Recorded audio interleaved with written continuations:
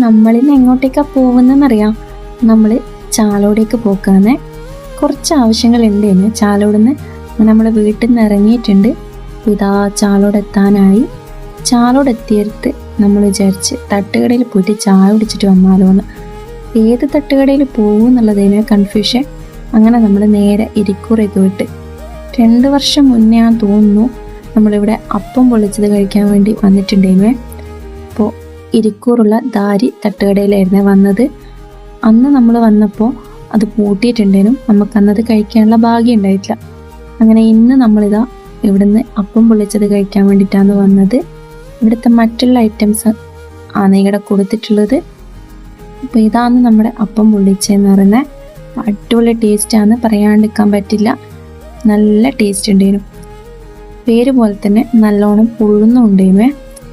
ഇത് കറക്റ്റ് സ്ഥലം വരുന്നത് ഇരിക്കൂറിന്ന് മണ്ണൂർ പാലത്തിൻ്റെ നേരെ ഓപ്പോസിറ്റ് ആയിട്ടാണ്.